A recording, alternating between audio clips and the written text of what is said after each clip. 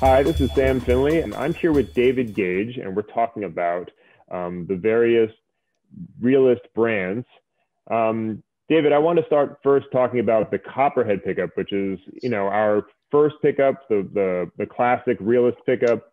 The Realist Copperhead is our most popular pickup to date, though it was one of our earliest designs. What would you say makes the Copperhead special? Well, we designed the Copperhead with the acoustics instrument in mind. We wanted to recreate the sound the acoustic instrument gets without any amplification as best we could. And so we have a proprietary ceramic piezo we use, and we used under the bridge foot.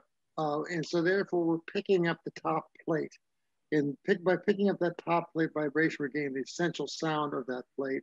And so location is very important. Also, the type of piezo we use, and the copper foil that it is ensconced in gives a complete shielding. So it's no noise coming, no 60 cycle humming. It's very secure that way. And the foil is very soft and bends around the instrument. So it's very important. These instruments, acoustic instruments, tops and the varnish are very important to maintain. Yeah, plus you could bow it so well, which is a really it was just happened to be that way. We didn't say we're going to make a bowing pickup, but previous to that, in the 70s, there was a very strident sound that was prevalent in pickups, and in the bow it's very scratchy and louder than the pizzicato. And right. So, but it just this pickup, you play pizzicato, and then you play with a bow, and it's just the same volume, and they just meld one into the other so well. People, for example, Mike Moore told me that he did many more bowed solos every night because of that. I mean, because of how well it bows is probably why it became so popular as a cello and violin pickup, right? That's correct, yeah. We moved on to the cello and violin because it just so surprised how well it bowed. The one thing that the Copperhead needs is it needs kind of a permanent home, right? I mean, it needs to be. It sounds great, but it's not a pickup you want to be installing and removing, right? That's kind of where the idea of the sound clip came from, right?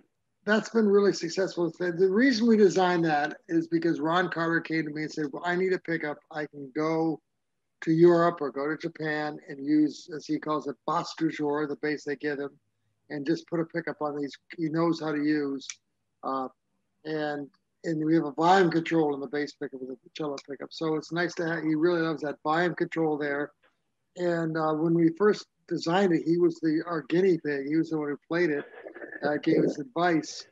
And the high standard to meet just out of the box of the prototype. Yeah, he's a wonderful guy, and just an amazing wealth of information and insight.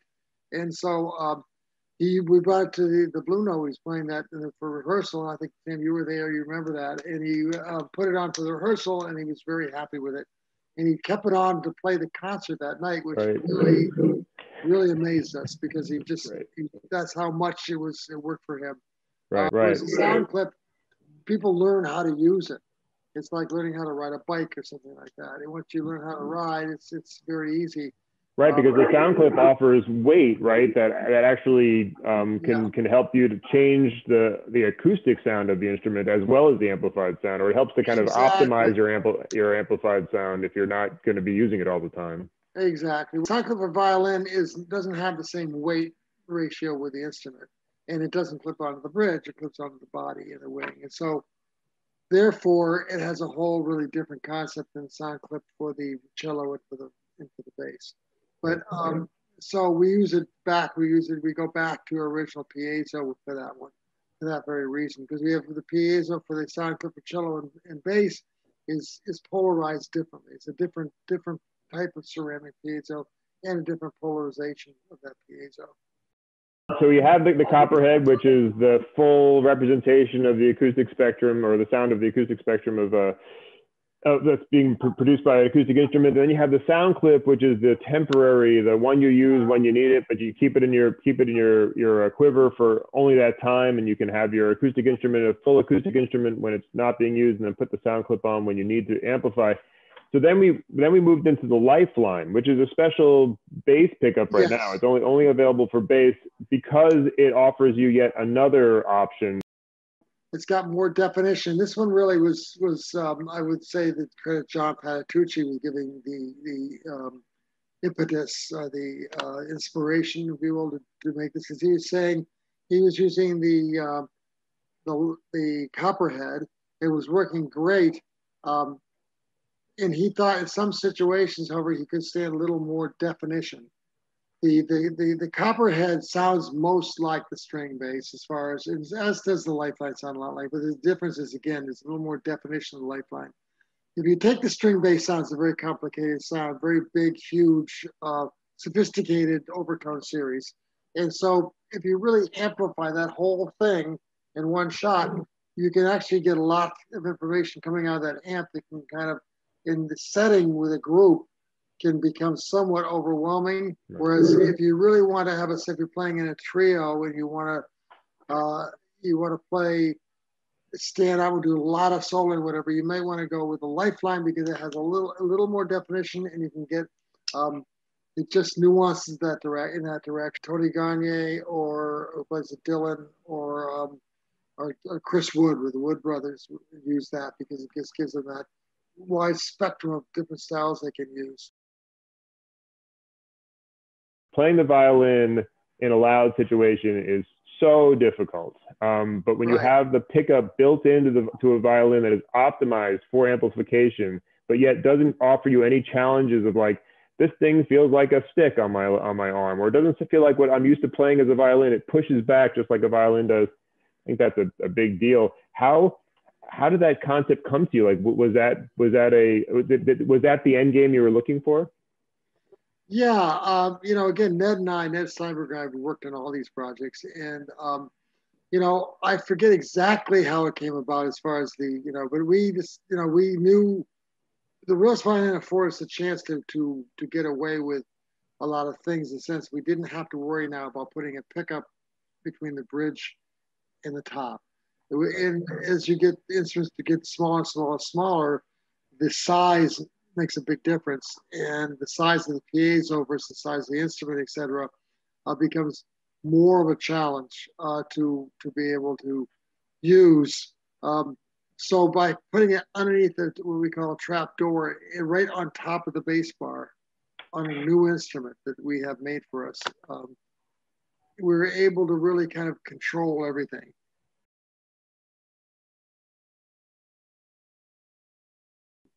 And the instant active system is one of using a supercapacitor. It's not using a battery. It's active electronics using a supercapacitor. And we're not using a battery, so it's green. And a supercapacitor has the ability to store energy. And if you were to charge it for 1 minute, you could play the instrument for 24 hours. So it's amazingly efficient and amazingly effective. A problem for so many acoustic musicians is how do you get a signal out of your what is basically has to be a passive signal that is going to be hot enough to compete with like the electric guitar and the drums on the stage. Exactly. And that's a big deal because I know that lots of violinists who don't start off as guitar players, they start off as violinists and they get on the stage and they were like, I want this to be just like what that guy has, and it doesn't work. But then I know when we started putting instant active in the violin, that stopped being a question. How hot it was like, oh, this is great. This works really well. How many violinists say, gee, first of all, playing violin in a concert out live is relatively new. I mean, back in the 60s, 70s, someone was really doing that. Jean-Luc Ponty was doing things, but it wasn't like But now today, it's almost so many groups have a violin or viola or cello in it, and they need to have. And how many?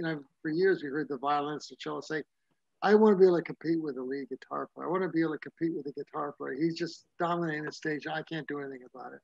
Well, of course, we can tell him to turn down a little bit, but you do want to cut. You want to be able to, when you want to get your message across, you want to play your thing, you want to be able to have the dynamic range, to be able to really cut. And so that instant active system allows you to really be able to like put it in super drive, so to speak, and you put that extra gear. if you will, and and you can really sort of take off there. And also using effects. The effects are much more effective with active electronics. So you really, get a lot of actually. Well, you have in the studio it helps also, but playing live, it really just gets you in the game, so to speak. Yeah, the docking station really worked out well. And again, this Ron Carter loves that product because he can control it right on the spot. If you were docking station for explanation of what the product is and what it will be, first of all, it's simply a volume control at this point. You attach to your tailpiece. We have it for string. The original concept of the docking station is simply have something so you could turn your instrument off and put it down and grab your electric bass. That's a string-based electric bass, which is important. You don't have to go all the way back to your amp. Or, of course, you have a volume control, so you want to turn down a little bit, but still hits hard, which is a different sound. Turning your volume down, pitching hard is different from turning your volume up, pitching softly. Getting the same volume, but a different sound. And I think a volume knob is a very, very basic, but like you said, you get a different sound when you're pitching at with lower gain than if you give yourself more gain. Turn the volume up on the pickup, and you pitch more quietly, or you bow more quietly on the violin. It's a very different effect. It becomes a musical effect that I think is intuitive, but it might not have been obvious to me. Well, translate that to the electric bass player's world. James Jamerson would have his volume down, but really pits hard. Right. You heard that sound. You heard him digging into the electric bass. That was his sound. Whereas Larry Graham would have turned it up and just popped it, and it would be totally a different thing. Or just played lightly with his fingertips, and it was a whole different, articulation sound. Right. Both very cool sounds.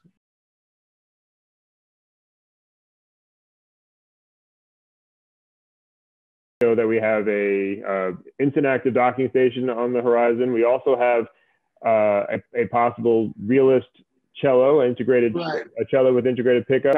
We skipped over the real benefit that we've also been able to find for the Realist pickups and acoustic fretted instruments, and a copperhead for the mandolin or the archtop guitar. People would plug that in and just be like blown away. They heard things from their acoustic instruments they never heard before. Is there a future for other fretted instruments that we can make pickups for? Well, the Realist pickup for archtop guitars, as you mentioned, it's been out, and that's really, people really love that. And that I think was kind of our first guitar venture. And since then we've had a mandolin and banjo pickup, which is Tony Trisco helped us with the banjo pickup. Yeah, we're really scraping the top of the valley with that. I mean, Tony Trisco is at the top of the line. He swears by the Realist. A wonderful guy too. Yeah, wonderful guy. So it was fantastic. But the ukulele is our next pickup coming out, I believe. And the Noble Uke is really making some noise, and we want to make more noise.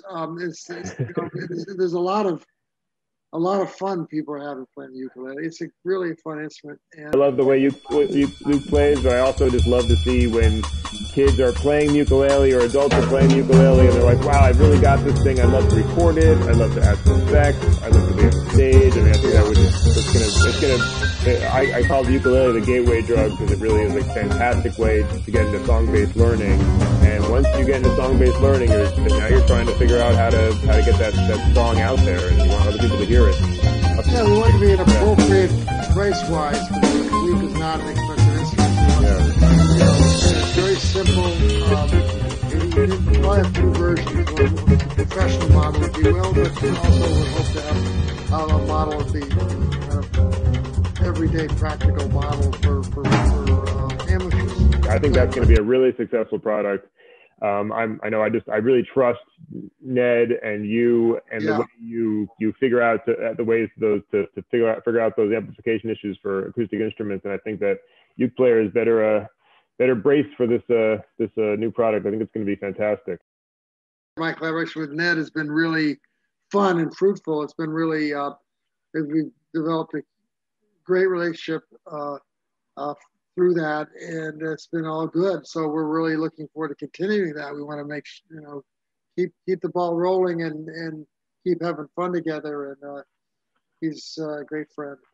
And we all, as musician kind, benefits from your relationship. So we appreciate you guys keeping on doing what you're doing. So we've talked about the Copperhead. We've talked about the sound clip. We've spoken about the benefits of the Lifeline and then the evolution of the Realist Pickup. And then we talked about the Realist Violin, which we all love so much, and the docking station and its future. We've talked about all the future products that are coming out. Right.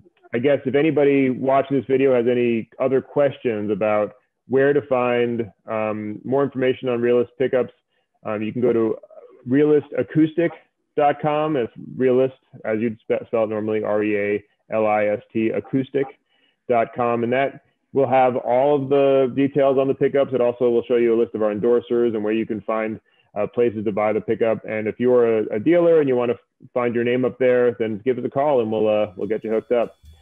Thanks so much, David. I think this has been a great conversation. Yeah. And I really love talking about the Realist. And again, thank you for doing what you do. Like I said, musicians benefit from it on a daily basis, every day. Well, let's keep going and keep having fun and making music. And thanks, Sam. Thank you. Okay.